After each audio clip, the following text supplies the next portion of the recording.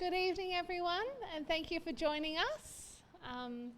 My name's Phoebe James. I'm a Professional Development Officer with the Primary Health Network.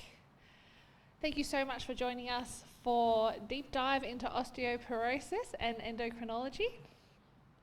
Before we go any further, I'd like to acknowledge the traditional custodians of the lands that we're meeting on today and pay my respects to elders past, present and emerging. Just some housekeeping. If everyone in the room could keep your phones on silent or off. I know that we are all very busy, so if you do need to accept a phone call, please leave the room to do so. Bathrooms are just out there. And emergency exits follow the green men. For the people online, please send through your questions and we will get to them when we can. For the people in the room, so the people online do not miss out, please wait for a microphone. I can guarantee you it will be travelling to you when your hand goes in the air. This evening would not be possible without our wonderful sponsors, Abbott and Lilly, so thank you. I have the pleasure of introducing Dr. Michelle Redford. She is a general practitioner and a GP advisor, primary and integrated care for the Hunter, New England and Central Coast Primary Health Network. Thanks, Michelle. Thanks, Phoebe. I won't take much of your time. We will be getting on to the main event in just a second, but just wanted to say I'm delighted to be here on behalf of the PHN, who, I work for them as a GP advisor, and wonderful to see so many colleagues come out to learn more and have a discussion about osteoporosis. So thanks everyone for coming. So it's my pleasure to introduce Dr. Judy Liu. Judy is a senior staff specialist in endocrinology and diabetes. She's a general physician, and she's a clinical leader in the Department of General Medicine. She's also an endocrinologist with the Diabetes Alliance Program Plus, DAP Plus, which hopefully you all already know about. And if you don't, then we're very happy to talk about that. Morag is here, and I'm here as well from DAP Plus. So if you haven't already had a visit from DAP Plus to your practice, we're always happy to talk about it. So no more from me. I'm going to hand you over to Judy.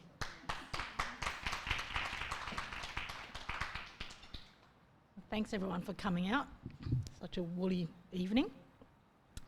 I should say we're not going to dive into endocrinology in an hour and a half, and I'm not sure how deeply we're going to dive into osteoporosis. Let's see if this works. Okay, great. So this was my opening slide, and you're meant to have time to be able to read this. But osteoporosis, as we know, is actually an increasing disease as we get older. And this is from the International Osteoporosis Foundation, and you can see that globally, 500 million people have osteoporosis, and there are 37 million fragility fractures around the world. 1 in 3 women aged 50 and over is going to have an osteoporotic fracture. That's not a chance number, and we'll come back to that number during the talk. But men are also at risk, and 1 in 5 men is going to have an osteoporotic fracture. So this is part of the plus in the DAP plus, and I will briefly mention diabetes. But this is an important topic for all of us as doctors, as general physicians, as endocrinologists. Fortuitously, your college, if you're a GP, has recently updated the osteoporosis management guideline. This is the first update since 2017, and there's a lot of new data since then, new medications, new recommendations for exercise and diet. So I'm going to draw heavily on the guideline to make sure that we're up to date.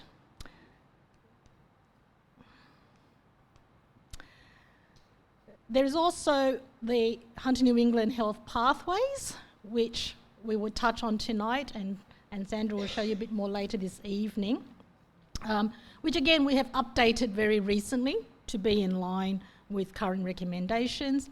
And then I find this website quite useful for both myself and for patients.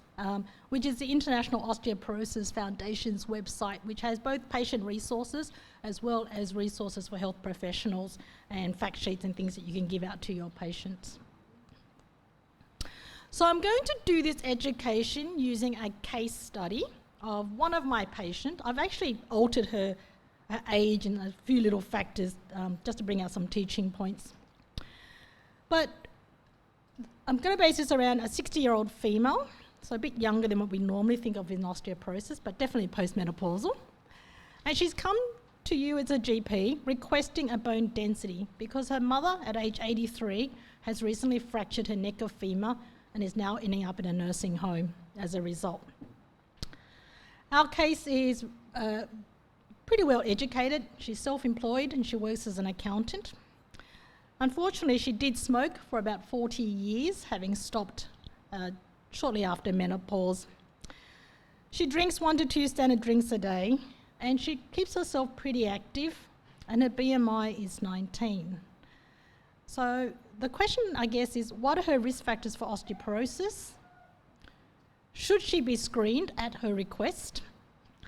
If she is going to be screened, how should she be screened? I might see if anyone...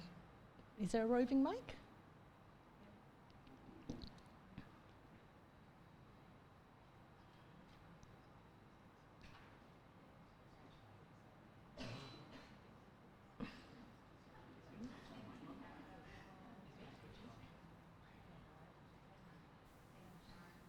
Is that working? Yep.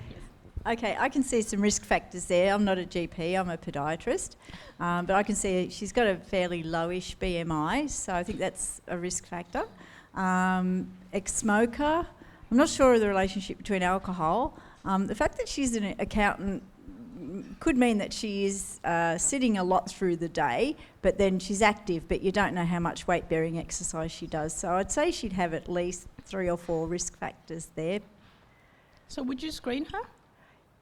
If I was a GP, I think I would. What would people screen her with?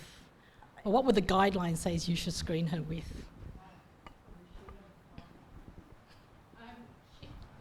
She'd have to pay, so if she wanted to pay, I probably would give a referral. Okay, excellent. All right. So I'm going to take a little pause and we're going to jump backwards a little bit and talk about what is osteoporosis. So the definition of osteoporosis is really a histopathological one, and it's a condition that results in reduced bone mass and density, and you lose bone, trabecular bone in particular, so the connection between the bones that give us some of our bone strength, and this results in an increased risk of fracture. We forget also that the cortical bone in osteoporosis also gets extra holes in it, so there's increased cortical porosity, which is why the hips can also fracture as well. It's obviously not practical to go around taking bone out of everyone's back or legs to diagnose osteoporosis.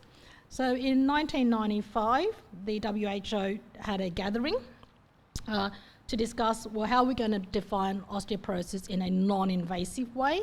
And so the current gold standard definition for osteoporosis is based on a DEXA definition. It's interesting because the actual original article actually says that this definition probably will need to change as evidence changes, and it hasn't. But I think we'll talk about some extra pushes to modify the definition. But according to the DEXA definition, a T-score of less than -2.5 identifies someone as having osteoporosis.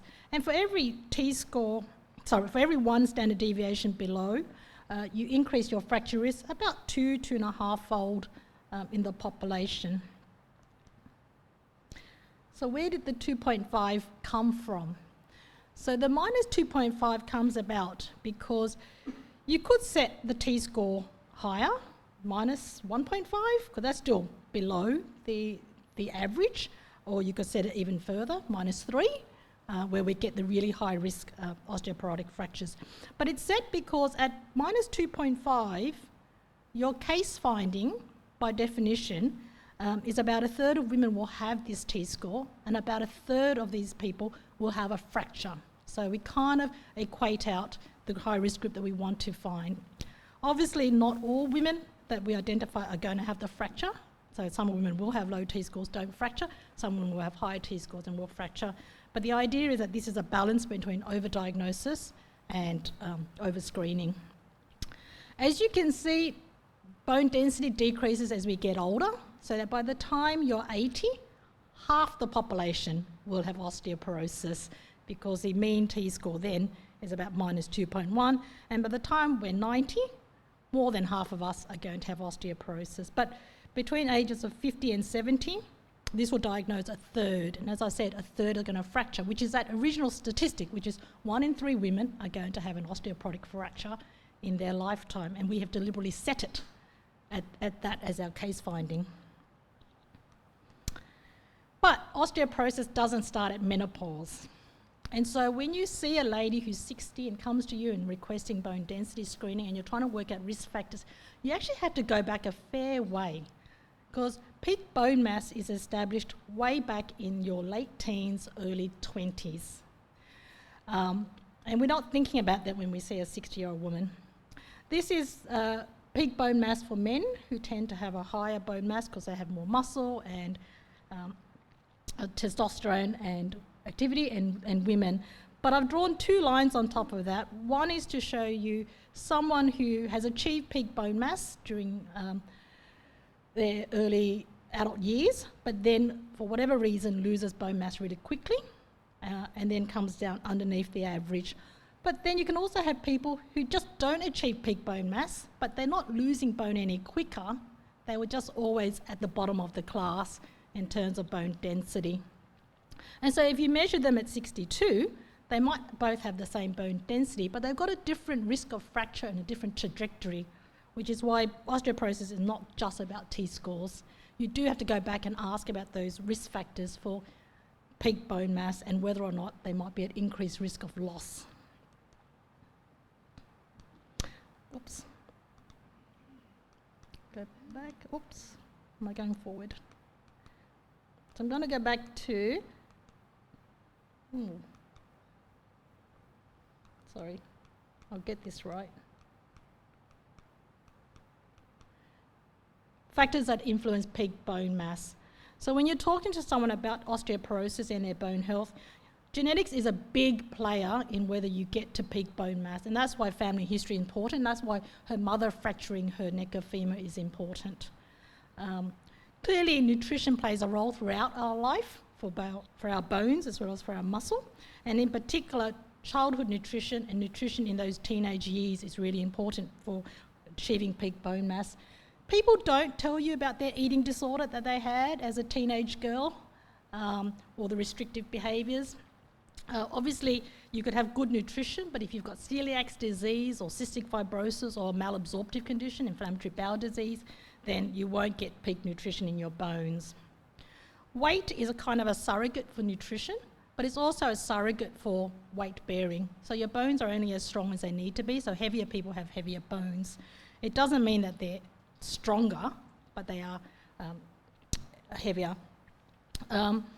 The weight bearing is really important. So there's been lots of trials looking at young children, particularly our children now who don't go out into the exercise in the sun and get their vitamin D and spend too much time on screen, showing that same exercise recommendation for our osteoporotic women applies to kids as well, which is it's not enough to just walk around. They actually need to be jumping around and doing lots of weight bearing.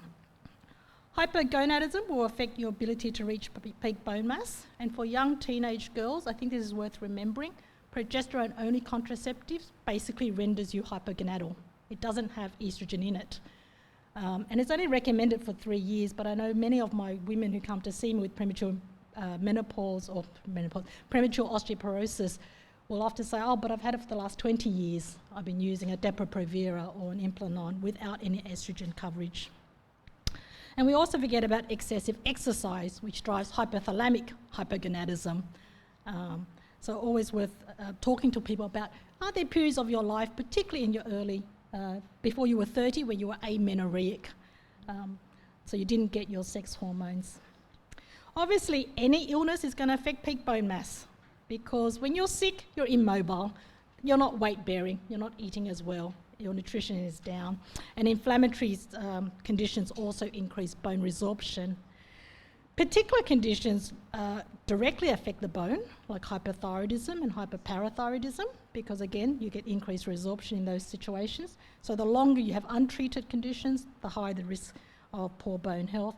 And then there's a whole slew of drugs that can affect bone health, but I guess the ones we commonly think of is things like using steroids. So for asthma, COPD, if you've got rheumatoid arthritis, we know that smoking is bad for bones as well as lungs and everything else. And alcohol also affects bone health, as well as increased risks of falls, particularly if you drink more than 3 standard drinks a day. This is to remind us that, yes, fracture risk goes up as bone density goes up. So you'll see in the open columns, that's the fracture rate, and as you can see, as your bone density goes down, the fracture rate goes up. But there are more people in the osteopenic range, purely because of the way normal bone distribution is, walking around. And so actually most fractures actually don't happen in osteoporotic range, they actually happen in the osteopenic range in terms of actual numbers, just because there are more people in that group. If you have a fracture, then your risk of a recurrent fracture is increased, particularly in the first year after a fracture. So there's a 10% increased risk in that first year alone, and over the next 5 years, the risk is about 30%. So a minimal trauma osteoporotic fracture is a sign to you that they are at risk of a second fracture in the near future.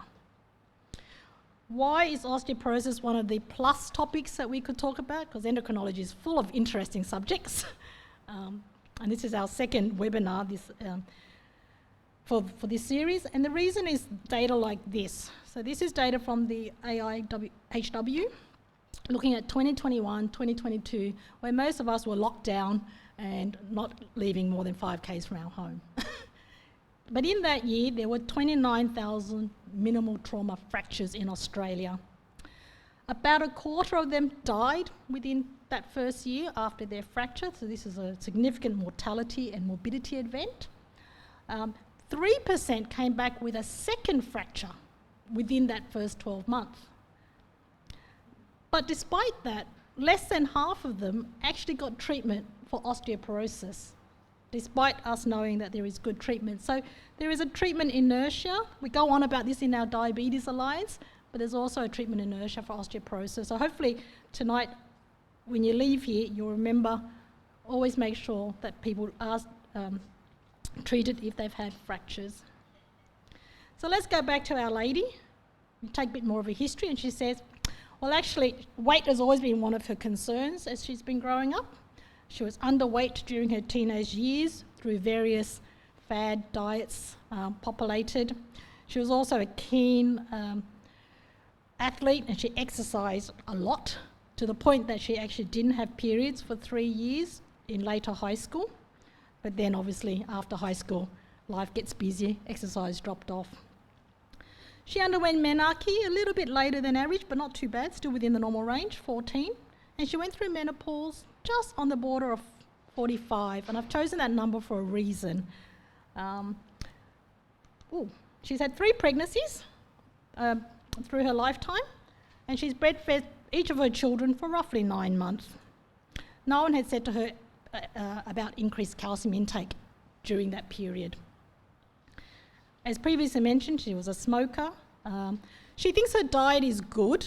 So, she watches her weight, she watches what she eats, but she doesn't like fat. So she doesn't like dairy products.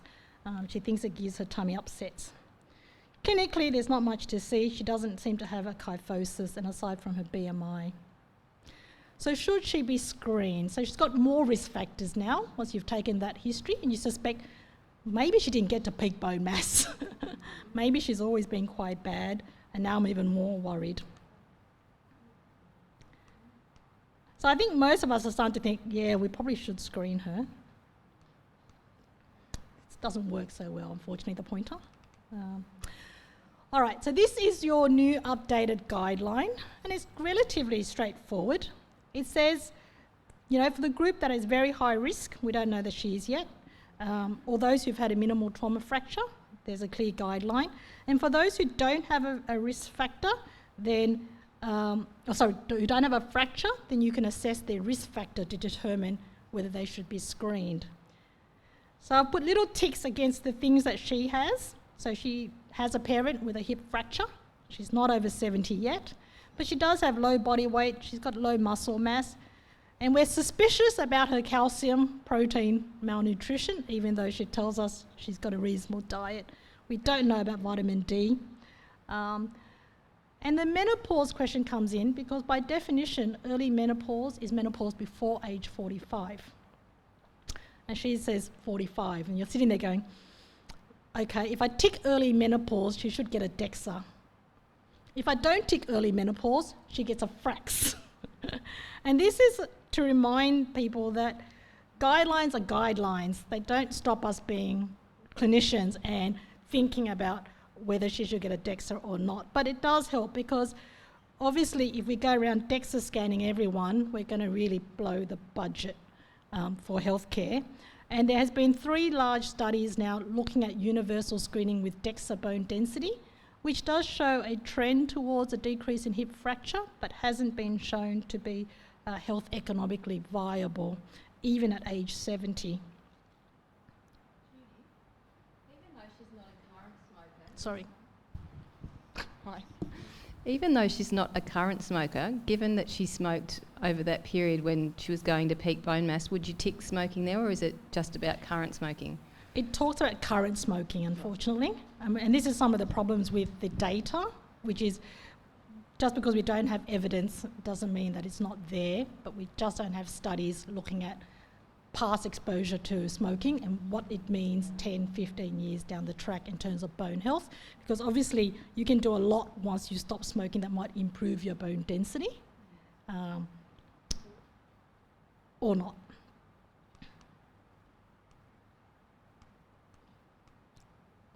I much prefer all right. Okay, so FRAX is a tool that some of you may have heard of. It's developed by the University of Sheffield, but it uses a whole bunch of different databases from around the world. It allows us to calculate a 10-year prediction for hip fracture, which is the most severe osteoporotic fracture, but it also gives you a calculation for other major osteoporotic fractures like vertebra and forearm and pelvis. It is validated for the postmenopausal group, age 40 to 90, particularly in women, and it's been validated across different continents and races, including Caucasian, Hispanics, Black and Asian. It's not validated for Indigenous population. We have very little data, and we suspect that our Indigenous population has a higher risk of fracture than what you would get using these databases. So if you plug in her numbers into the FRAX tool, which is free and online, you will get a major osteoporotic risk fracture of 4.6% and a hip fracture of 0.9. But you can see it only takes into account a couple of quick questions, and the only thing we can actually tick for her is parental hip fracture, despite knowing all about her poor ability to reach peak bone mass, and that's mainly because of studies not looking at peak bone mass in the past. If I tick that she's got secondary osteoporosis, because I've decided, yep, age 45, that's premature menopause, I'm going to give her premature menopause, you will see that the fracture risk does go up a little bit, still doesn't qualify her for a BMD. If I make her a current smoker and not a past smoker, then I do get to a hip fracture above 3% and I can give her a BMD. According to the guideline. So the point of this, I guess, is the more risk factors you can put in, the more the risk increases and the more you can justify doing expensive testing. But you do need the femoral neck BMD to calculate the risk of. You don't need the femoral BMD to calculate FRAX. But once you've got a BMD, you can recalculate your FRAX to see where your risk actually now lies with extra information. But in the guidelines, as you can see, if you just have no fractures and just the risk factors, that doesn't include secondary causes, then that's to guide you to whether or not you should do a BMD. All right.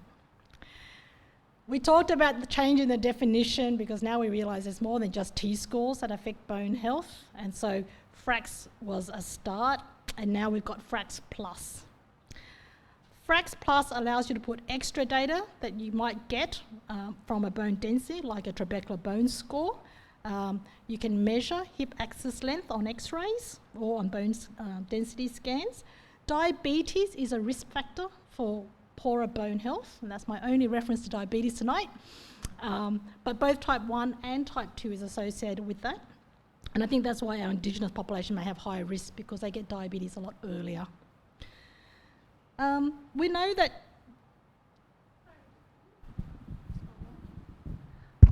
Sorry, Judy, I had a question come through online. I just thought I'd jump in. By fracture, does it mean minimal trauma fracture? this is a risk for an osteoporotic fracture, so a minimal trauma fracture. Obviously, all of us can break our hips and pelvis in a car crash falling off a big building. This is about minimal trauma fracture risk. The problem with Frax Plus at the moment is if you sign up for it, you'll get free 5 ones so you can play with it, and then after that you have to pay a fee if you want to keep using Frax Plus. And as you'll see, there's a caveat that says, at this stage we don't have an evidence base to allow us to adjust multiple risk factors. So you have to pick the worst one to adjust your original Frax score with. But it's getting us a bit closer to being better able to estimate who we really want to start screening and managing.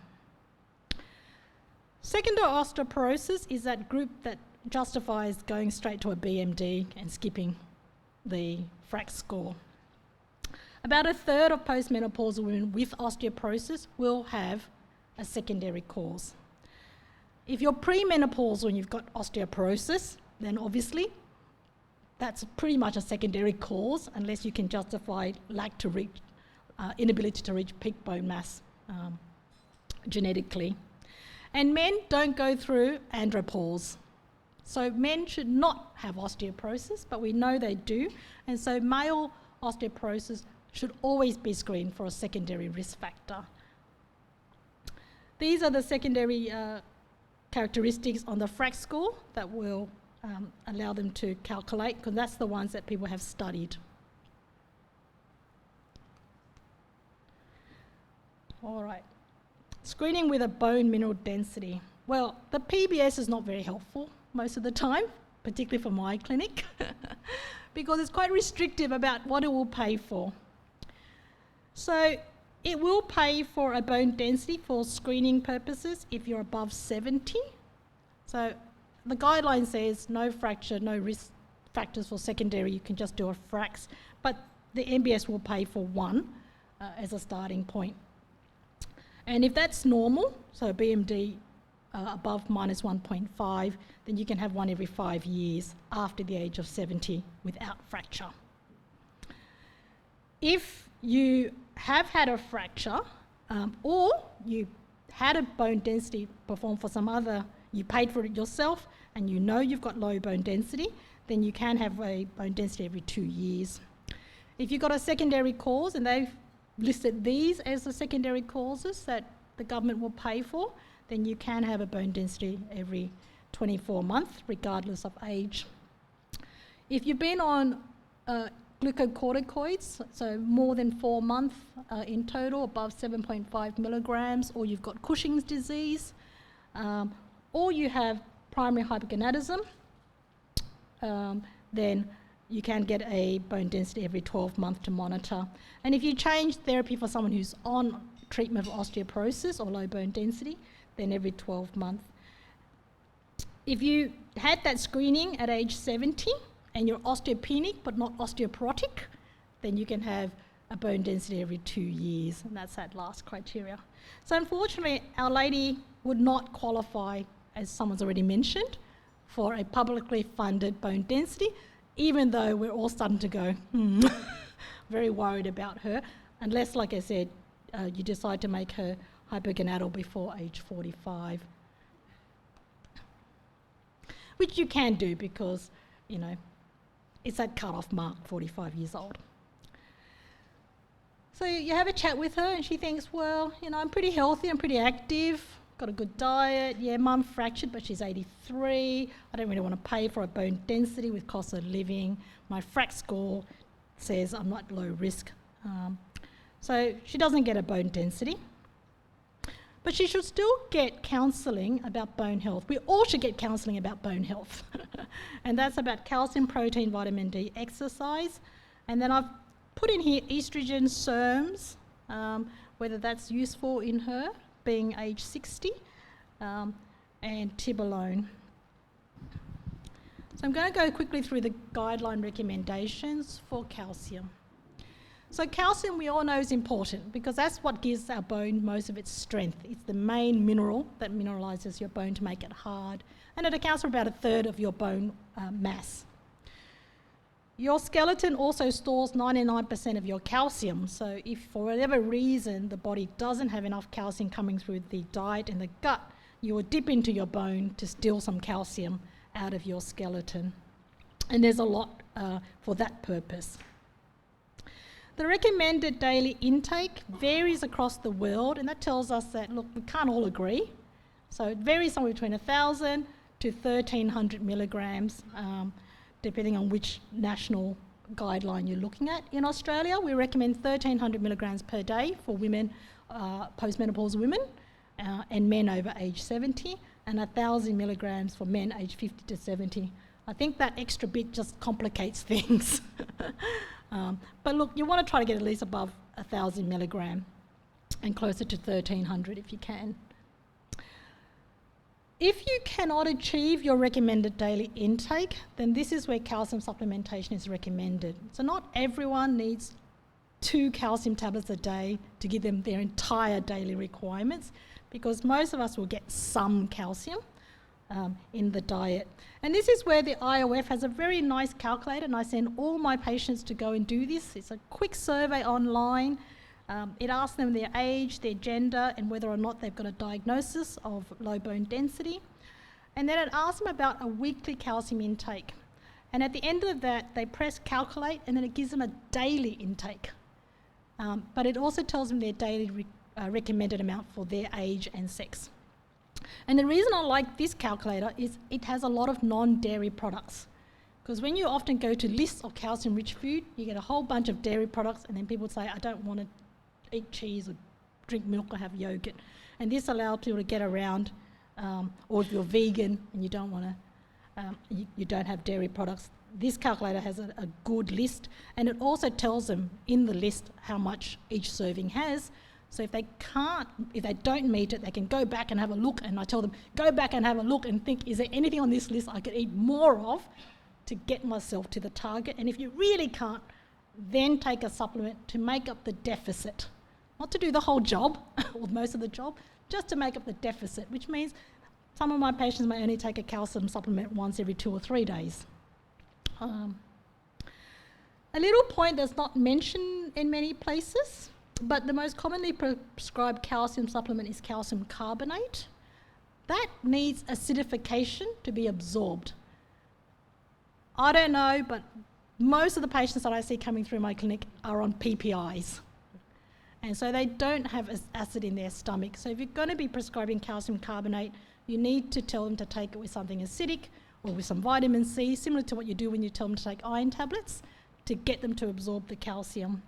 Or you can use calcium citrate, which is obviously citric acid, and so it's already acidic. They also need to take it after their meal, so it doesn't get bound to all the phosphate and then they don't absorb their calcium. So there's a few tips about using calcium supplements, but where possible, always try to get your diet right. There's no point having calcium if your vitamin D is low. Because the point of vitamin D is it allows the dietary calcium to get into the blood. And without vitamin D, you can eat a lot of calcium, but it's just going to constipate you, and it doesn't help your bones. This is a study from Turkey, and I think we all know this. Vitamin D is made in the skin by the action of UV on cholesterol. And so obviously vitamin D rises during summer, and then it drops during winter when we're all rugged up and the UV is not so high. And we hope that our summer store will carry us through the winter. But in a lot of older people, and even in people like our lady who's an accountant who works indoor, the vitamin D deficiency is not uncommon. We also know that vitamin D is important for muscle strength and it reduces falls, but high dose vitamin D may increase the risk of falls transiently, so we don't encourage large doses in single boluses. We rather prefer continuous steady amounts. How much vitamin D is enough? And this is always debated. Depends what you want to do with your vitamin D. If I just want to prevent rickets and bendy soft bones in kids, 30 is probably enough. If I want to get my PDH to the lowest, and PDH is the hormone that gets calcium out of your bones, and like I said, you only need to get into your bones if you can't get enough through your diet, then actually you need vitamin D about 75. But the Australian guidelines accept that if you're above 50, that's probably reasonable. I think above 50 at the end of winter is reasonable. 50 at the end of summer is not, because by the end of winter, you're going to be deficient. The graph on the left shows the effect of calcium in the diet on PTH. So for the same vitamin D level, if you have a low calcium diet, your PTH is going to be higher, because again, no point having vitamin D if you eat no calcium.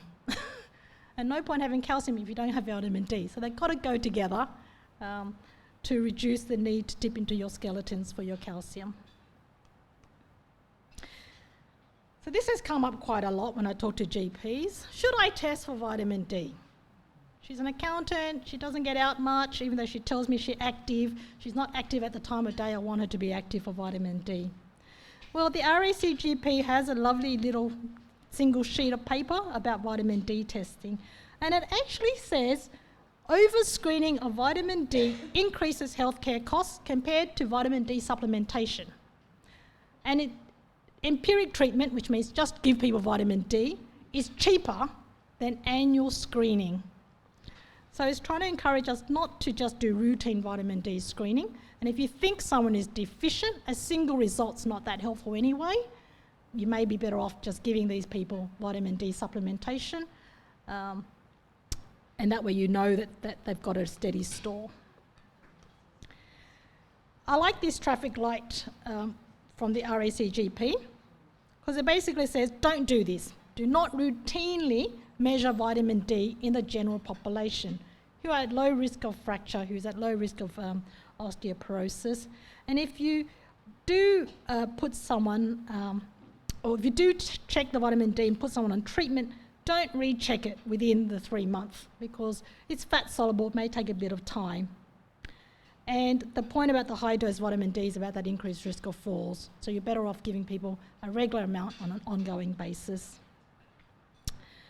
However, if you have a patient at high risk of vitamin D deficiency, then you might want to consider measuring their vitamin D, because it lets you know how far away you are and how aggressive you need to be. And if you are going to measure it, one of the problems with vitamin D is it's a very poor assay. Lots of interference, lots of wildly fluctuant numbers, particularly across labs. So if you are going to measure it to see how your treatment's going, use the same lab to make it more comparable, because it's not a harmonised assay. The MBS only reimburses vitamin D testing for select indications. And then I've only put the adult indications because there are some childhood ones. Because clearly, if you've got a child who looks like they've got rickets, or is at risk of rickets, or has a sibling with rickets, they qualify for vitamin D testing. But for adults, you can test vitamin D if you're worried about osteoporosis, osteomalacia.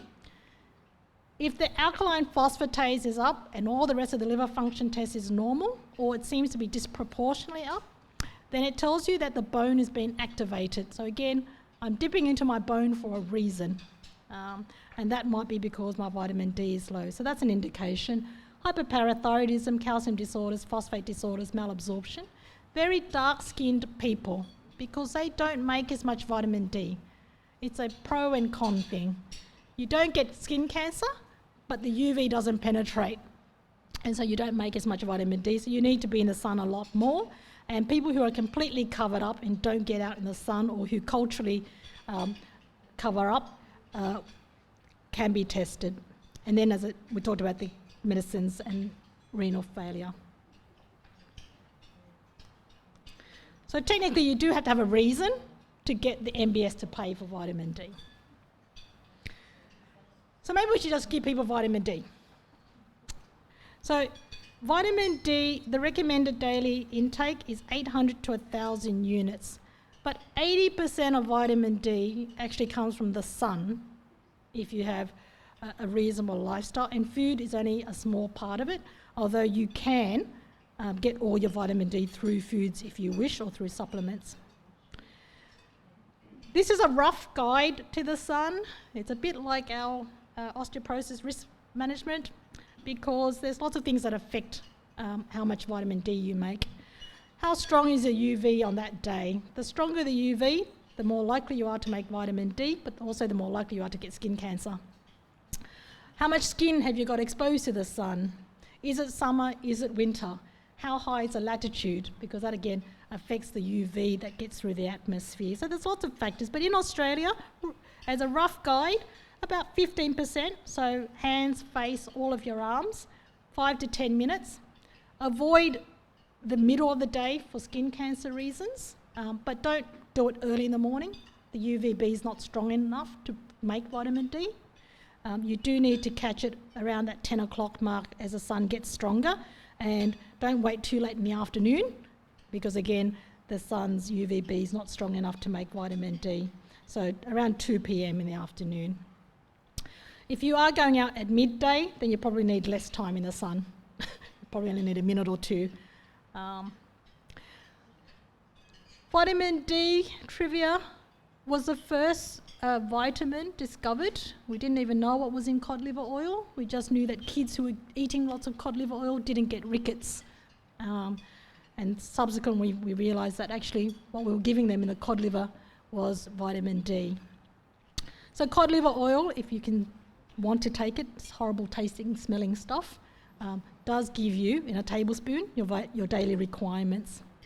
Probably better for those of you who are having fish tonight. You will get some of your vitamin D through fresh fish. Mushrooms, when exposed to sunlight, will concentrate vitamin D, and shiitake mushrooms have the highest, but even button mushrooms, the typical white one you buy from Woolies, will have about 300 units per 100 gram. And people talk about egg yolk, but you have to eat a lot of eggs yolks to get your vitamin D. So it is there, but it's variable.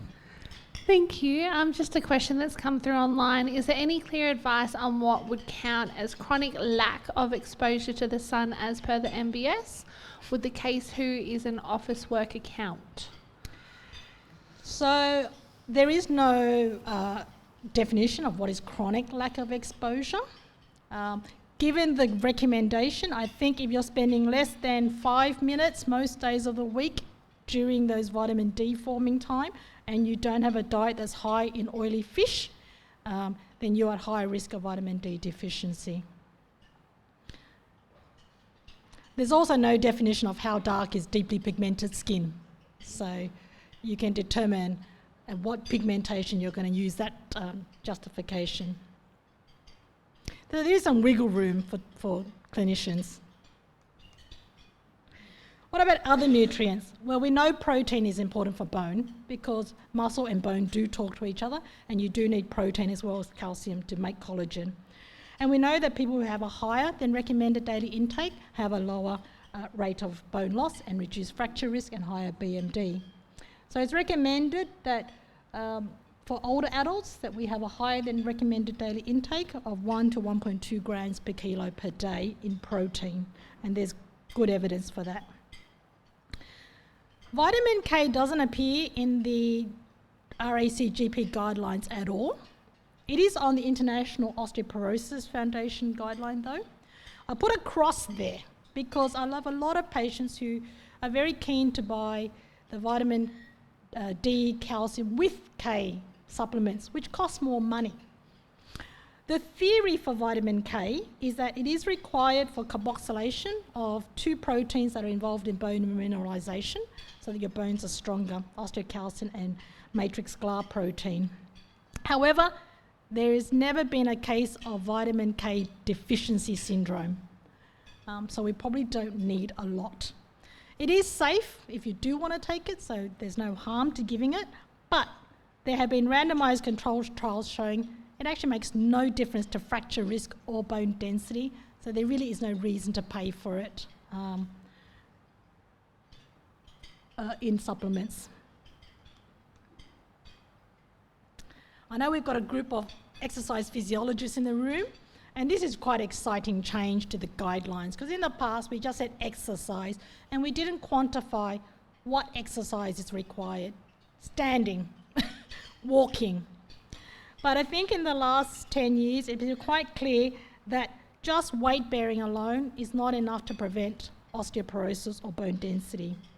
So we know that if you don't have any strain on your bones, you get rapid resorption, and it's one of the problems with space travel. Astronauts don't have any weight, so they have to do a lot of exercise to maintain bone density when they're in the space station. But despite the resistance training, they still lose a lot of bone in the few weeks that they're in space. So being immobile, lying in bed, is one of the reasons why osteoporosis and failure to reach peak bone mass. But that's also why it's important for us to get our patients up and moving quickly. If you just have weight bearing, so there's a little bit of stress, a bit of strain, then you're in that dead zone where your bone remodelling isn't going to change. It's just holding steady in equilibrium. If you actually want bone formation to improve your bones, you actually have to put strain and stress on your bones. And that's why for children, trials have shown that actually skip rope jumping is better for their bone than just walking or running, because every time they jump, they have to land and put strain on their bones.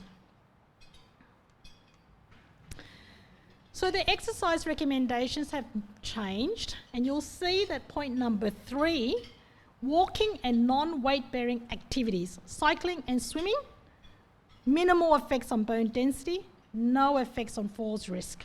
So you cannot recommend this for improving bone health. It's better than being immobile, but it's not going to make your bones stronger. What you really need to do is muscle resistance strength training. And the guideline says that this should be done at least twice a week at a moderate level, moderate to vigorous level, and you have to increase the strain to keep the bone formation going.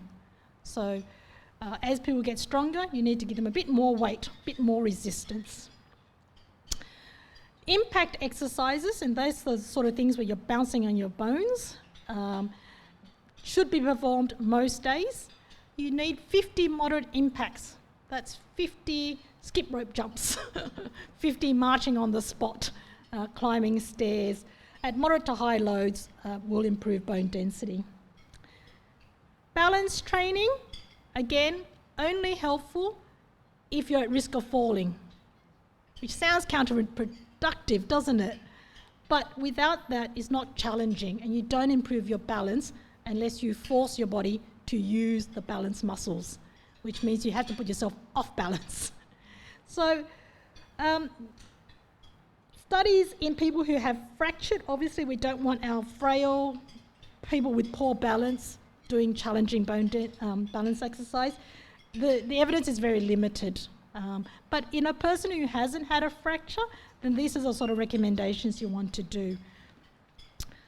Post-fracture, depending on how severe the low bone density is, it really should be supervised training, because we don't want people going off and doing resistance muscle training and weightlifting when they've got weak bones, if they don't have the right technique, because that would increase their risk of fracture. Same with the balance training. And same with getting someone to do skip rope if their balance is not good, because falling over is not conducive to avoiding fractures. But we know that there's a lot of movement now with our exercise physiologists in understanding this, and we recommend that people should be referred for supervised, educated exercise. She's only 60, Should she get estrogen or a SERM? Because at the moment her fracture risk isn't high enough to justify anything else.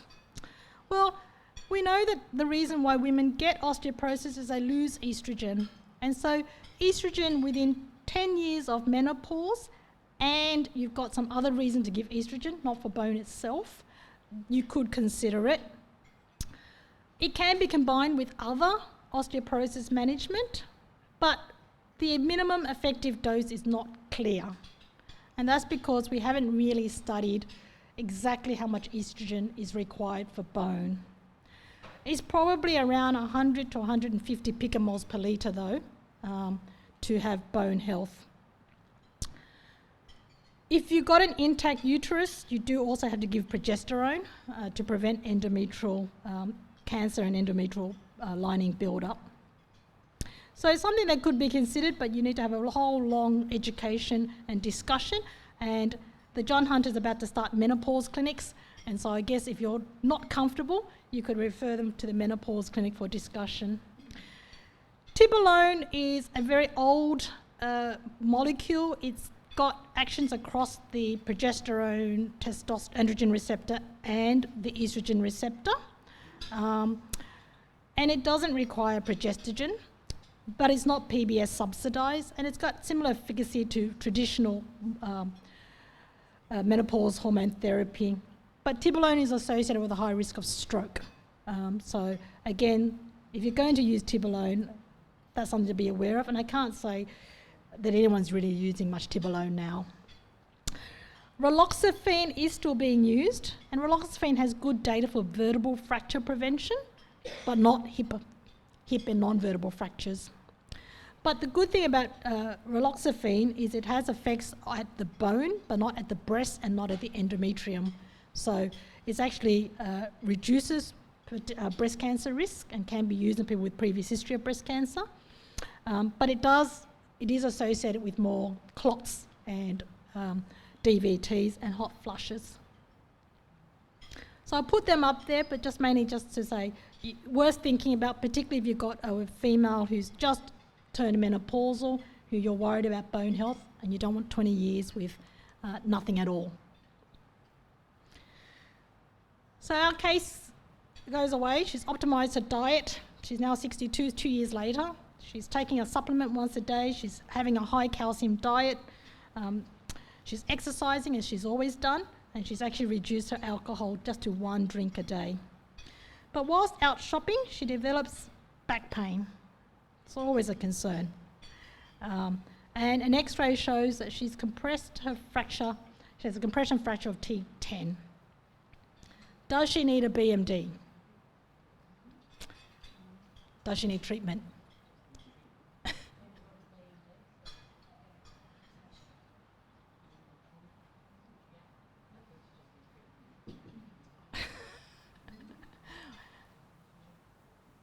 Just needs treatment. She's got a Great. minimal trauma fracture now, hasn't she? Okay. So if you go back to this guideline, she's now got a minimal trauma fracture. Doesn't matter what age you are. If you're over 50 and you've got a minimal trauma fracture, she's got a vertebral fracture, not just a wrist fracture. So you could go straight to treatment. You don't need a BMD, but a BMD is in a dotted box because it is recommended so that you can monitor treatment effectiveness over time. So that could be considered for her. And certainly she needs treatment. The guideline says treat with a bisphosphonate, denosumab, or hormone therapy if appropriate. This is her bone density. This is actually the case I based it on, but she's a bit older. But you can see T-scores are quite low, minus 2.9 at L1 to L4. When you do a bone density, I recommend you all get used to looking at the pictures and not just reading the report.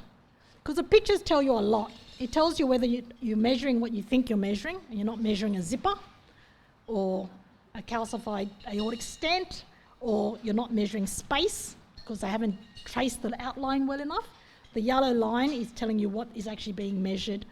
And the lines tell you whether you're measuring the right vertebrae. But osteoarthritis will obviously increase your bone density in the back. Crush fractures, because you squash the vertebrae, it's going to be more dense. So again, will increase your bone density. And so it's worth looking at the scan for yourself and making sure that you're comfortable. And if you do see osteoarthritis, you try to pick the bone with the least arthritis to help guide treatment. But she's pretty standard. All her bone density is similar across the spine. There doesn't appear to be any arthritis, and it's -2. And her Z score is also below -2. So not surprising, some secondary osteoporosis. Her hip is surprisingly good. It's -1.8. It's not osteoporotic, it's osteopenic, but it's not osteoporotic. And her wrist is -3.6 at the distal radius, which is what we use. So this is a bit of a difficult one now. Bad spine, bad wrist, good hip. That actually isn't uncommon in this age group. And that's because trabecular bone resorbs faster when you lose estrogen than cortical bone. Eventually the cortical bones will catch up, but often in the under 70-year-old, you'll see a spine BMD that's much worse than a hip BMD. We go back to the fracs, because now we've got a bone density. We stick it into our fracs tool, and we tick, now she's got a fracture. Her fracture risk has gone down on fracs. That makes no sense. Why has it gone down? Because fracs asks for a femoral neck BMD, and that's not where she's weak at this stage. And so that's why when you use fracs, just some common sense as well. You look at this and you go, she used to be 1.6%, now she's 1.1%, but she's just fractured. This can't be right. So you go to Fracs Plus, use one of your precious 5 free Fracs Plus calculations, and you tick, I want to adjust for the lumbar spine BMD. So I stuck in her lumbar spine BMD, -2.9, and you can now see it has modified her fracs risk a little bit. Still not that much.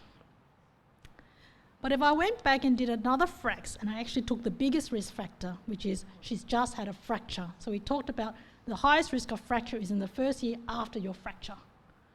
And if you plug that in, you can now see that her major osteoporotic risk fracture is 16%.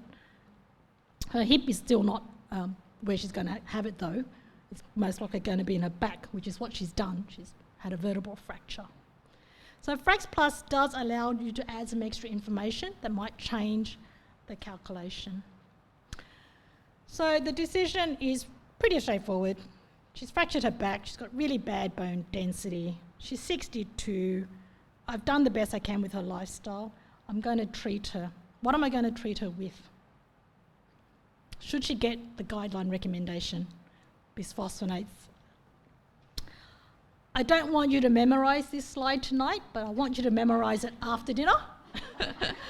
Because this is where all the current treatment for osteoporosis exists, and it tells you what they do, including denosumab, which is the anti-RANK-L, the sclerostin inhibitor, which is our romosozumab, and the PDH, which is teriparatide, as well as our bisphosphonates. So these are the management options. You could give her an anabolic agent, yes please. I want to build her bones because she's got such bad bones and she's only 60. But the PBS says no. PBS often says no. She needs a T-score less than -3. It doesn't specify the site, so I could technically say, well, her wrist is -3.6. That gets us around that.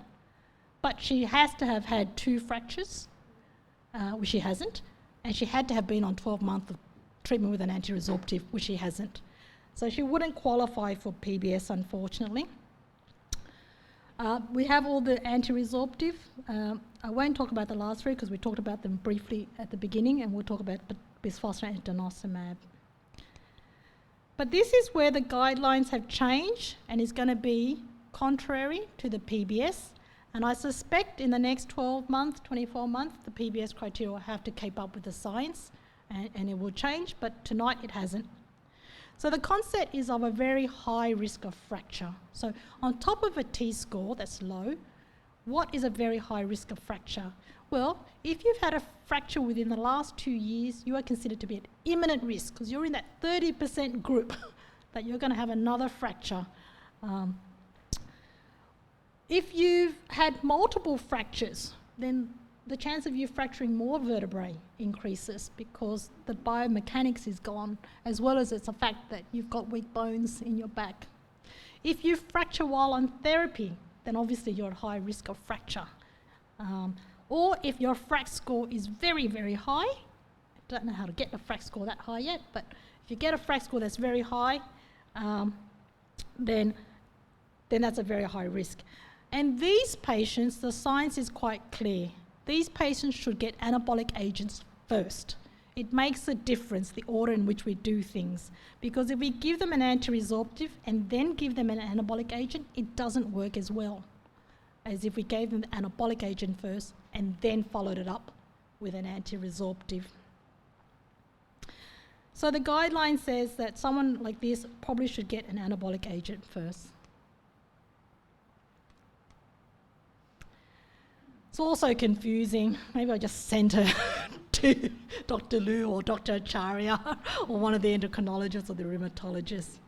Should she be referred? The answer is she probably should be referred. One, you can't start an anabolic agent without a specialist, unfortunately. Two, she's got secondary causes and she probably needs a good look at whether or not we can prevent further decline in bone density. Hunter New England Health Pathways does give you advice about who should be referred. You have the lucky option in Hunter New England of choosing a rheumatologist or an endocrinologist. I won't tell you which one's better. But we will sort it out between us and we will see your patients if you refer them. If they fracture in hospital, we have a very good fracture liaison service and we will usually capture them for follow-up. But I guess we don't want them to have the first fracture in the first place. And as mentioned, everyone who's got osteoporosis should have a specialised exercise program. We actually updated that yesterday and it didn't go live until 4 o'clock this afternoon, so there's a few extra things on there now that Judy wanted yesterday. And Sandra will show you the updated pathways. What does the osteoporosis guideline says? Well, it says patients with a very high and or imminent risk of fracture, which she would qualify for, should be promptly referred for consideration of anabolic agent as first-line therapy. And I think that's an important message to remember to take home. If the very high-risk group, they deserve to have anabolic agents and they deserve to have it first line. At the moment, it's about who pays for it. So of the two anabolic agents, I'm just going to mention them, not because you're going to start them, but because we would want you to continue after treatment initiation, because GPs are allowed to write subsequent scripts and do the monitoring. So teriparatide is a parathyroid analogue. It binds to the parathyroid hormone 1 receptor and it will stimulate bone formation predominantly. It's a daily injection. It comes in a multi-use pen, and the only one that's in Australia at the moment is Tarosa. It's like an insulin pen. So there's a dial that tells them how to turn it in the right direction, and then they press a button and it gives a shot every day. Prolonged use of parathyroid hormone acts like primary hyperparathyroidism though, and so there is a point at which you start to resorb bone. And so 18 months is the indication, and then you stop and you give them an anti-resorptive. But in the trials, it does significantly increase bone density, and you can see it really decreases vertebral fractures and non-vertebral fractures. Romosozumab is the new kid on the block.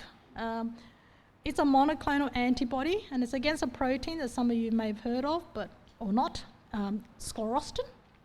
Sclerostin inhibits your osteoblast from working, so you inhibit the inhibitor and then your osteoblast can increase.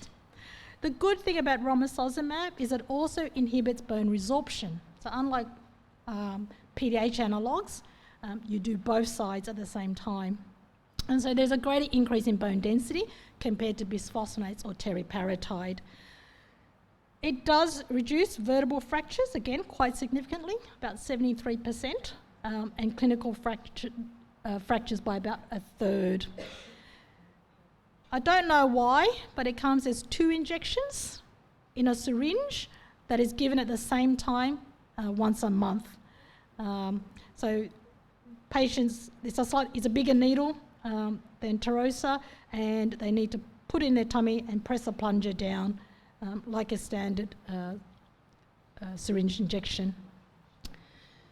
There's a black box warning for romosozumab about myocardial infarction and stroke, and that's because in the trial against bisphosphonates, which is a comparator arm, it had a higher risk than alendronate or zoledronic acid.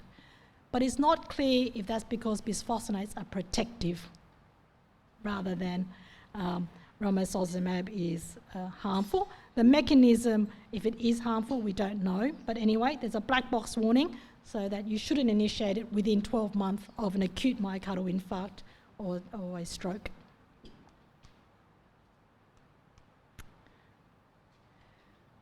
All right. Don't know if she can afford it. At the moment, she's not going to be covered under the PBS guidelines. So what about the anti-resorptives? Well, we've had bisphosphonates for a long time, and in Australia there's 3 currently approved for osteoporosis: alendronate, which is Fosamax; risedronate, which is Actonel; and zoledronic acid, of which there's a few different brands in the market, which is the intravenous.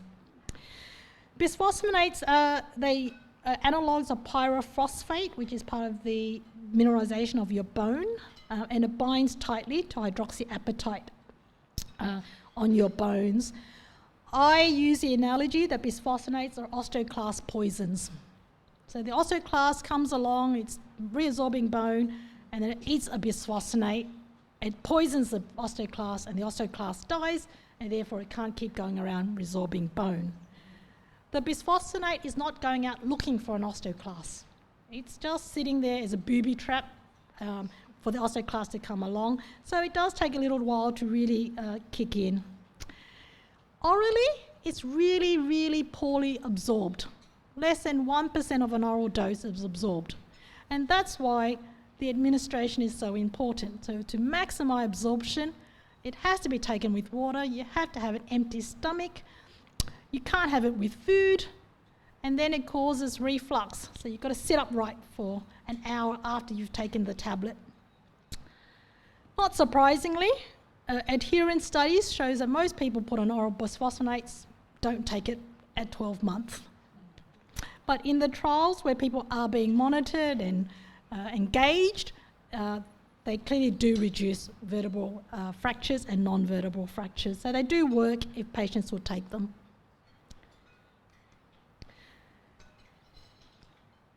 I tend to use intravenous zoledronic acid. The main problem with intravenous zoledronic acid was it used to be very expensive.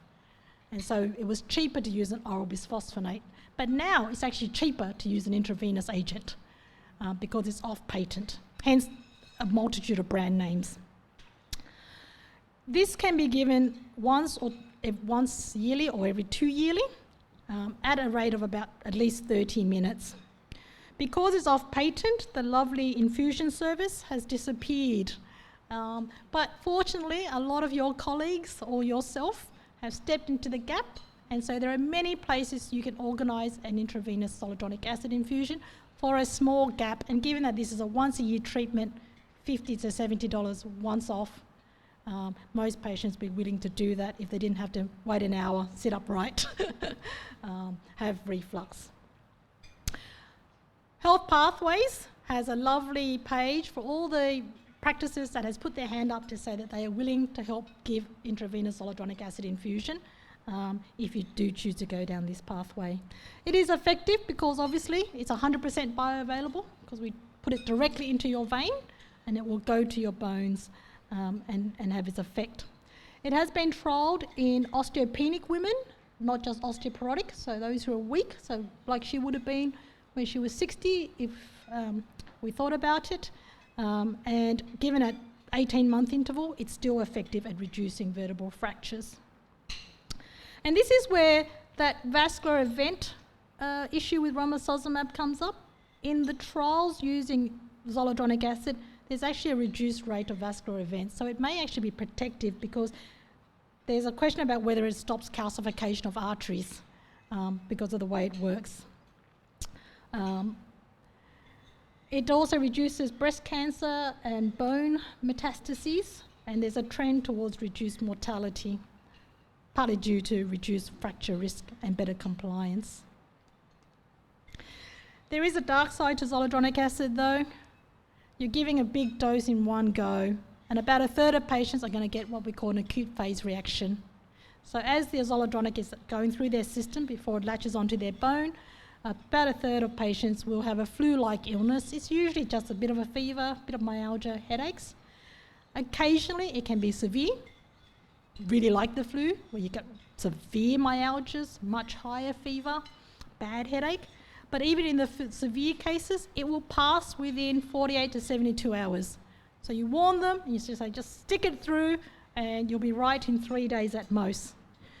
Half of these acute phase reactions will be prevented if you advise your patients to have paracetamol for that first 48 hours, so a gram every 6 to 8 hours.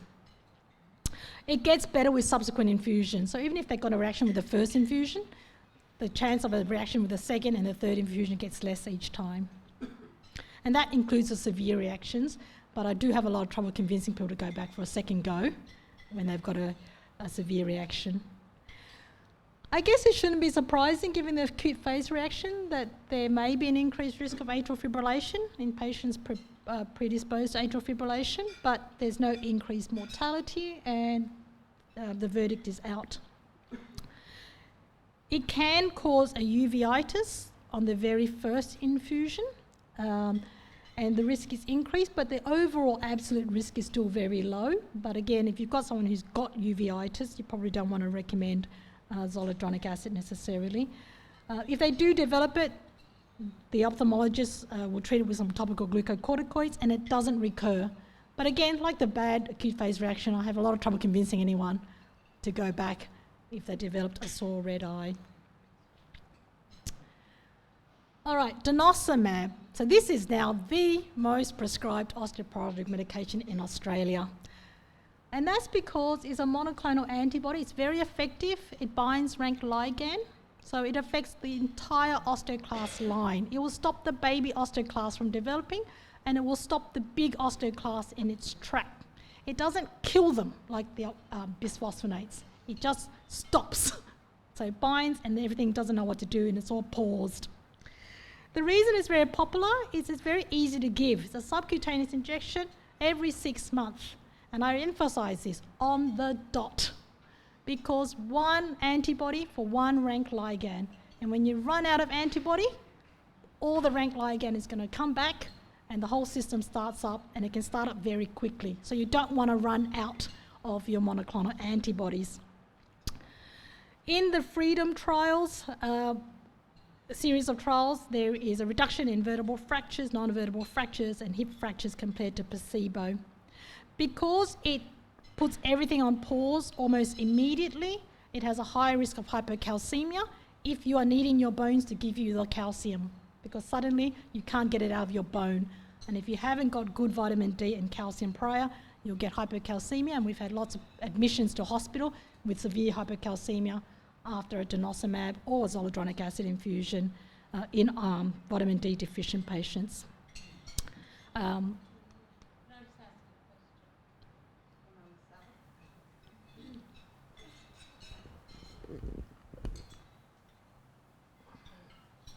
If when you say on the dot, so if they can't have it exactly on the dot, is there a time frame either side that they can have it?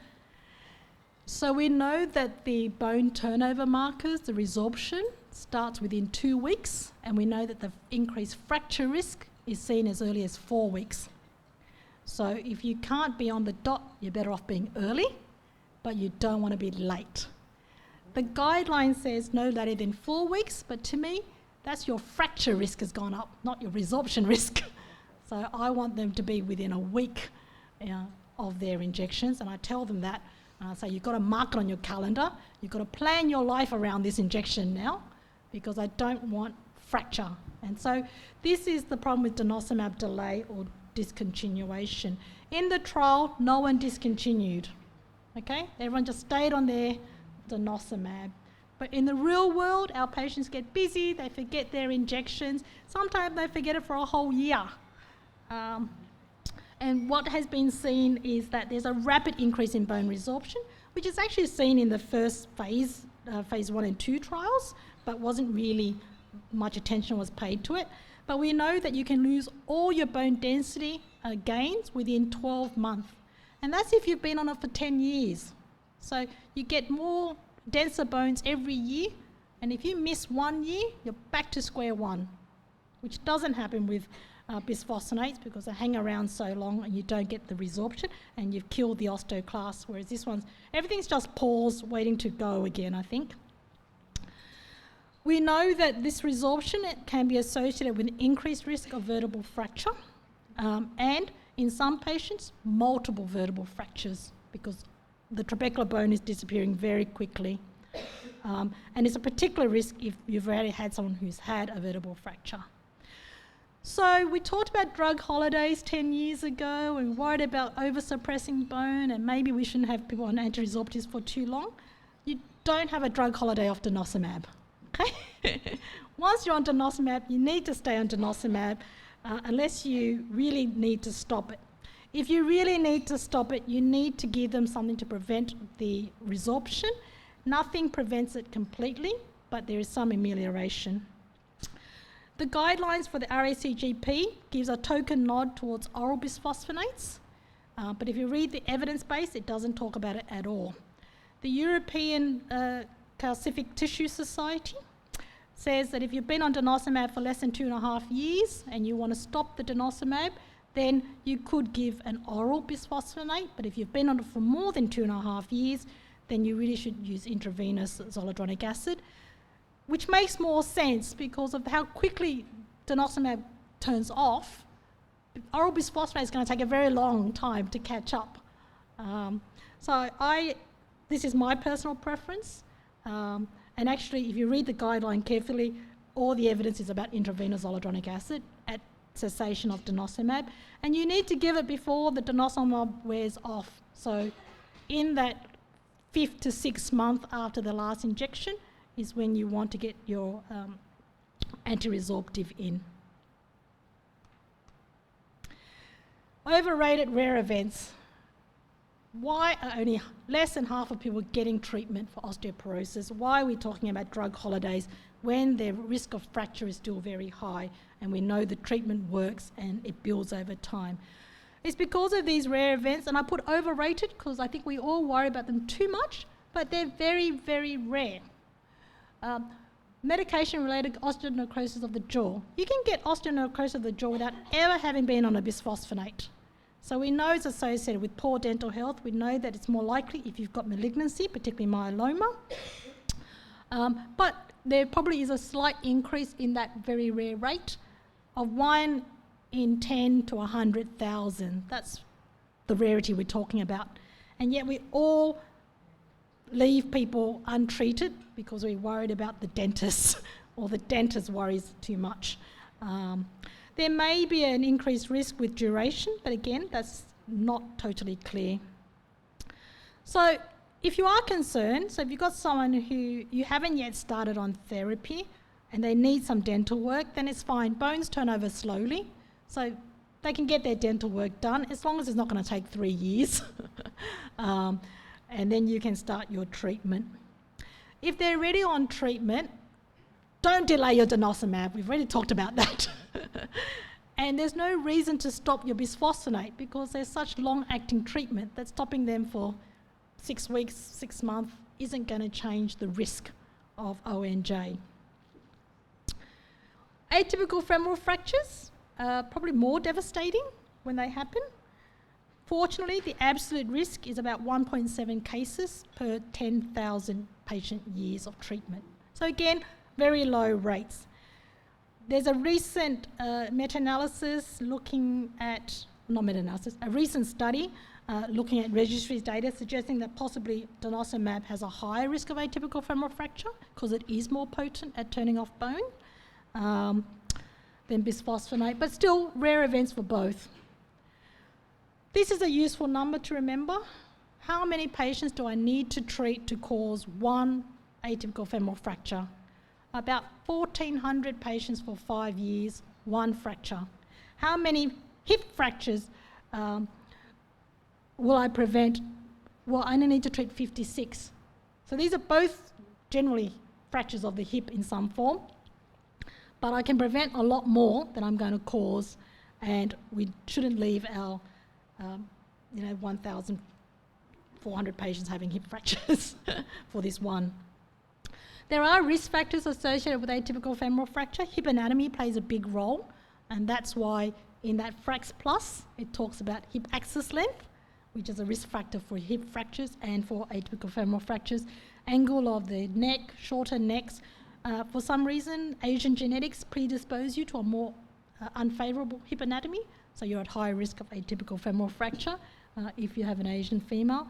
And duration of therapy, it's quite clear that the longer you're on an anti-resorptive like a bisphosphonate or denosumab, the risk does go up. But we shouldn't stop treatment if patients remain at high risk of osteoporosis, product fracture. If your treatment's worked really well and their risk is reduced, then you could consider a drug holiday off a bisphosphonate. So what happens in the end of Our Lady? Well, she's 62, she's optimised her lifestyle. Unfortunately, she's had a fracture. Ideally, in an ideal world, we would give her romosozumab, minus 2.9, minus 3. I think it's neither here nor there. And then we would follow that with an anti-resorptive, and I would rather give her zoledronic acid because she'll probably live to 82. So planning every 6 months for the next 20 years, I would find that difficult. I put there the Enero program, which is something that Professor Beck has developed from the University of Queensland. It's a targeted weight resistance training program for osteoporosis, but exercise physiologists who are trained in osteoporosis can also provide good exercise programs. And in Newcastle, there's only one place for the Enero program. It charges a lot of money, and most of my patients couldn't afford that, but it's worth being aware of. It's across Australia. So this is a lady that I got off the ABC website who has osteoporosis, who is now leading weightlifter for her age group because she took up weightlifting because of her osteoporosis. And you want to repeat the bone density in 12 to 24 months. And I put that because at 12 months, changes in bone density may not be real, but we all like to know that we're not getting worse. But you need a significant change to act at 12 months. At 24 months, you're more likely to get an accurate result.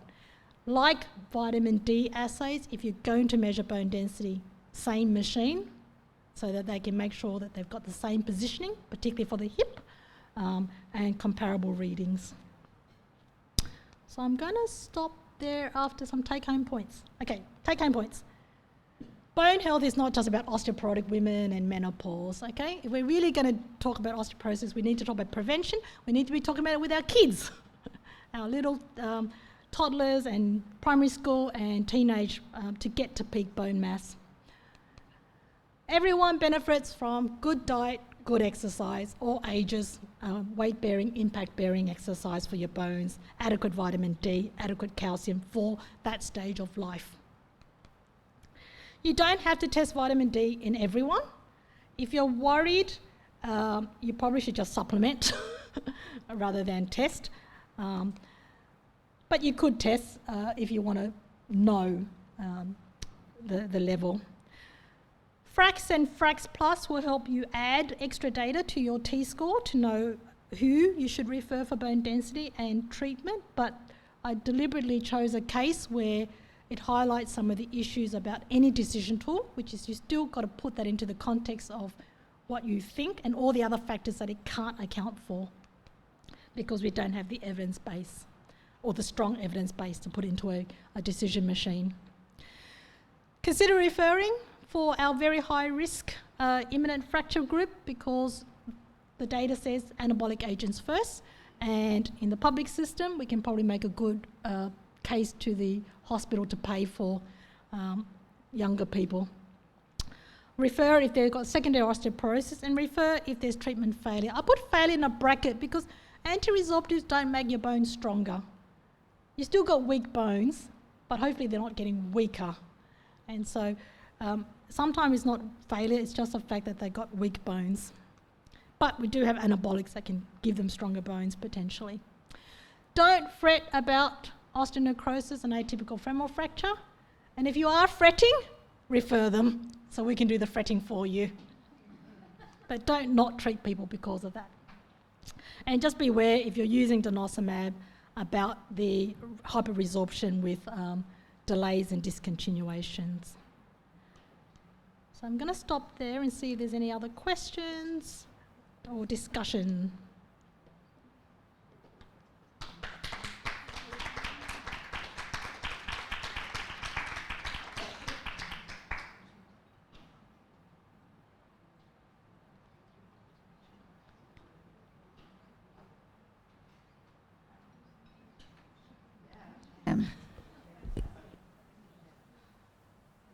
Thank you, Judy. That was excellent overview. I just want you to explain to the audience about denosumab in chronic kidney disease and GFR below 30 and the caution about hypocalcemia.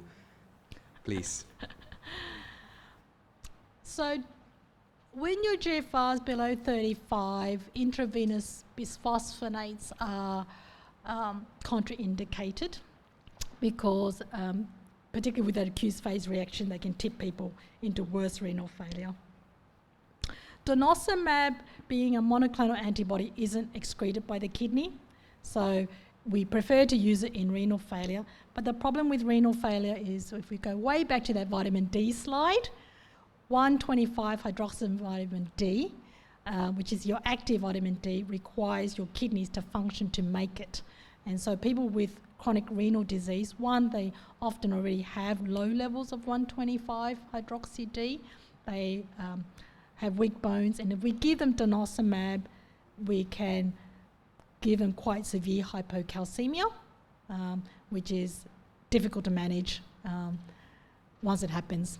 So you've got to be cautious when you're using denosumab in anyone at high risk of vitamin D deficiency, and that includes liver disease. So one we didn't really talk about in the past was 25 hydroxy D, which requires liver to do that step. But that's why if you are worried, you're better off giving people supplementation, making sure that they are sufficient.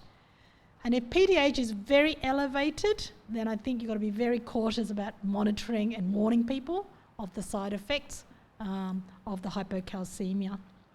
The other problem with kidney disease is they often get regular iron infusion. So in our health pathway, and I didn't put it in the talk tonight, but we've had quite a number of hospitalised patients who have had iron infusion and a anti-resorptive bisphosphonate or IV bisphosphonate or denosumab in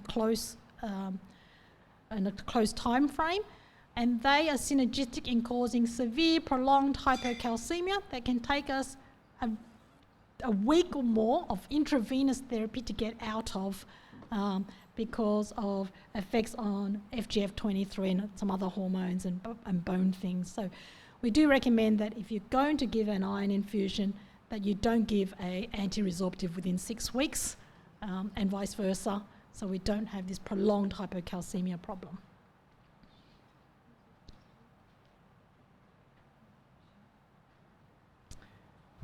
Michelle.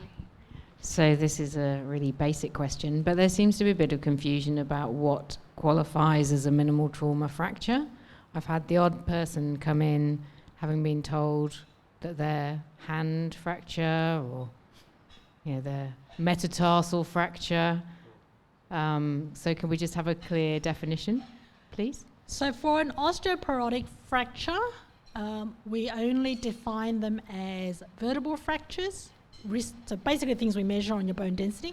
Vertebral fractures hip fractures, wrist fractures, or pelvic fractures.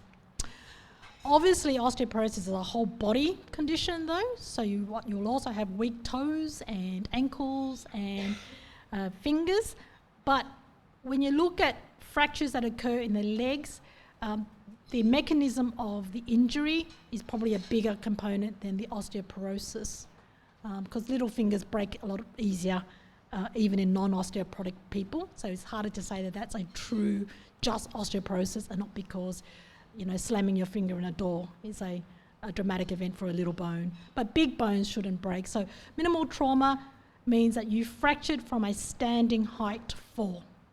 If you fell off the roof, that's not minimal trauma, okay? If you've got a high-speed car accident, that's not minimal trauma. But if you just fell over, tripping on the ground, your big bones should be strong enough to take that force of your weight on it.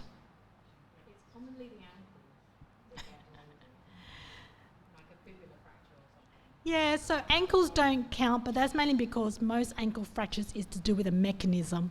It's a twisting inversion injury rather than just because the ankle's weak. Having said that, like I said, people with osteoporosis will fracture their ankles.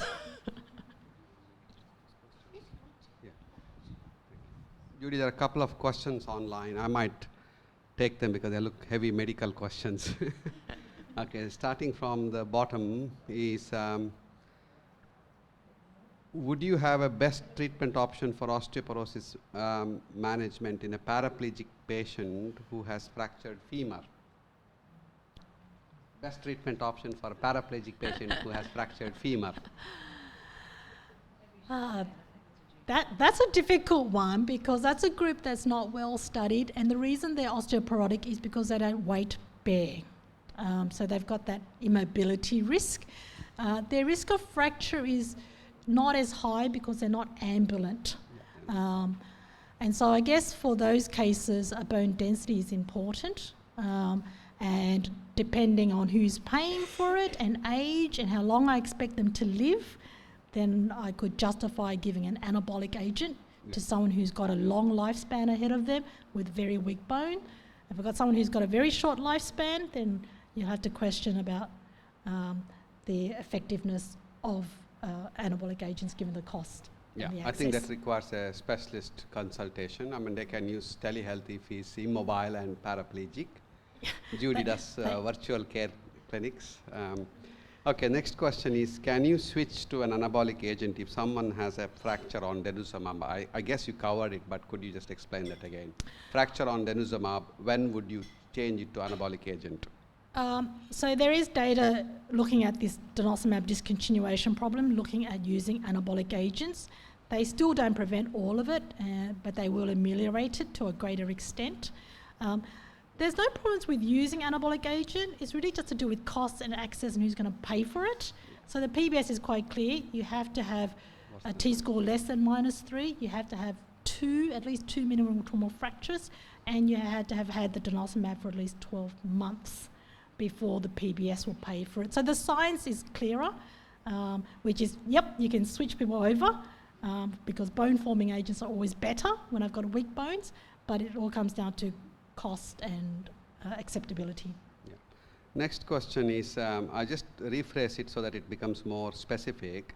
Let's take an example. If there was reduction in bone mineral density in a particular site, let's say radius only, but not elsewhere, would that correspond to increased risk of osteoporotic fracture only at that site or at everywhere else?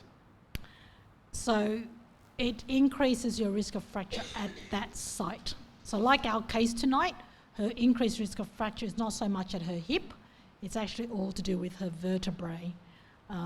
So if you only had you had to question why you only have the forearm, because bone health is nutrition and exercise affects the whole body. Your arm does less resistance than your legs. I would worry about hyperparathyroidism because the risk is mainly cortical bone, and hyperparathyroidism affects more the holes in the cortical bone than the trabecular bone. But technically speaking, the risk will be highest at your wrist if that's your lowest T-score. The MBS and PBS doesn't care where the -3 comes from.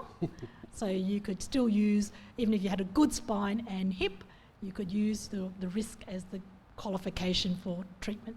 So if you want to treat, you treat by using whatever means you want to treat. Okay, thank you. And the final question is, I guess you answered it already. So what are the treatment options for those who don't want to be on Prolia? I think that's the whole presentation you did. So I'm not going to ask you that question. Any other question? Michelle? Yeah. Thank you, Judy. So you mentioned about secondary osteoporosis. I'm interested in the prednisone kind of dosing, because I just see a few people who have had a course of oral steroids for something here and another course over here. Could you comment on, when we need to be worried where the edges of that are? So the data is total duration of 4 months or more of steroid use. But the PBS specifies specifically that you have to have it in 3 months on a continuous use. So does that mean we don't need to worry about people having short No, periods you of do, steroids? Because I because- think we do. Yeah, okay. Because that total duration of 4 months is across, if you had a week here, but you've had lots of weeks, because every time you take steroids, you drop that little bone density a little bit, and you don't recover it all after the age of 30. And so you always fall down a little bit, a little bit, a little bit. So over the life course, at 4 months of treatment, we would significantly impact your bone health. So you do have to worry about repeated courses. So those people who have 50 milligrams of pred for a week, a couple of times a year, we need to be keeping an eye out for when they hit that. I think you should, because there's lots of reasons. One, the steroids. Two, they've got an inflammatory condition that requires you to use steroids over long periods of time. Usually they're smokers. Conditions like rheumatoid arthritis carry its own risk on top of their steroid use. So there's many reasons I would worry about people who need recurrent short courses of steroids.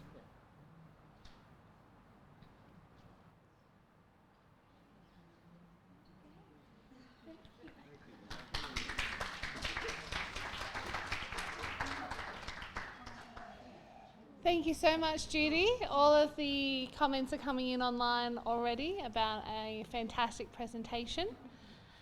Now we have the wonderful Sandra Fitzgerald, who is a Health Pathways clinical editor. Thanks so much, and thanks, Judy. That was another excellent presentation. I always come and try and hear Judy's presentations because they're always so fabulous. And I had the distinct pleasure of spending 2 hours with Judy yesterday, going through all our health pathways to make sure they're all tickety-boo, and they went live at 4 o'clock this afternoon.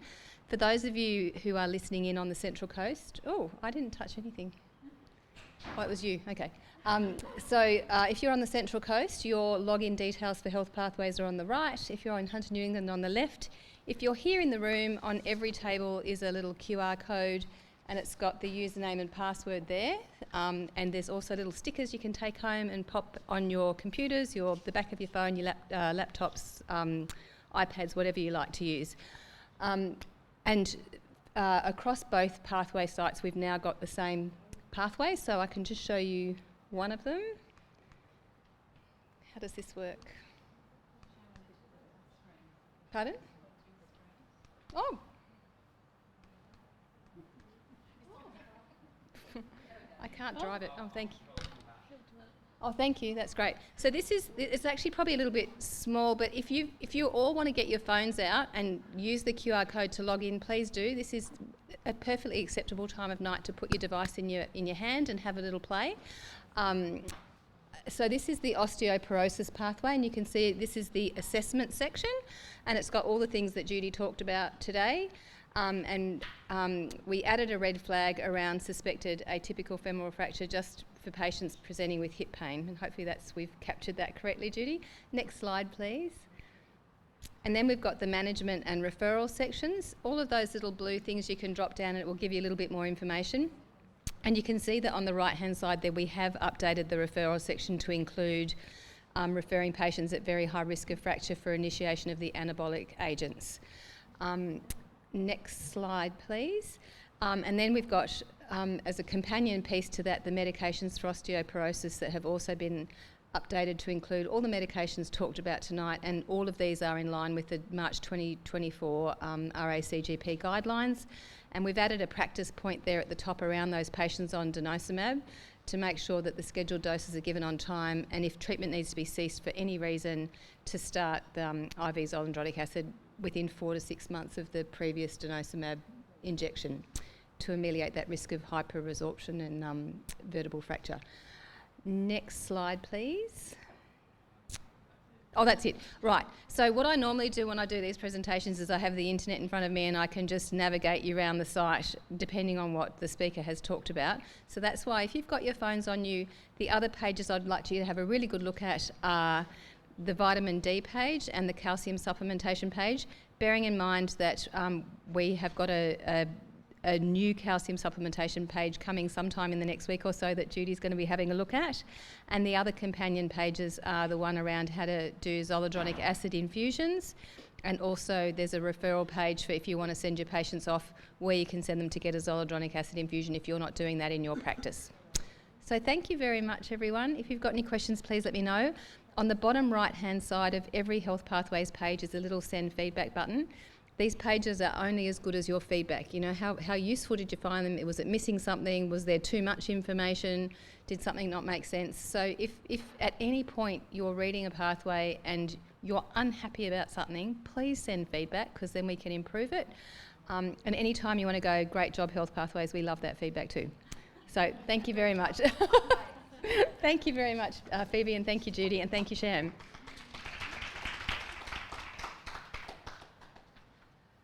Thank you, Sandra. Always wonderful to have you. For the people online, your evaluation would have popped up on the right-hand side of your screen. For the people in the room, you'll find this on your table. And there's a lot of peer pressure behind completing this. Thank you. Thank you so much to our wonderful presenter, Judy. Thank you for spending... Judy is busy enough in her 9-to-5 job, and for her to go above and beyond putting this together and spending the night with you presenting it, we really do appreciate it. Thank you. To everyone here, thanks for coming out, even though the weather has not been kind to us. And to everyone at home, thank you for spending the evening with us. Look after yourselves.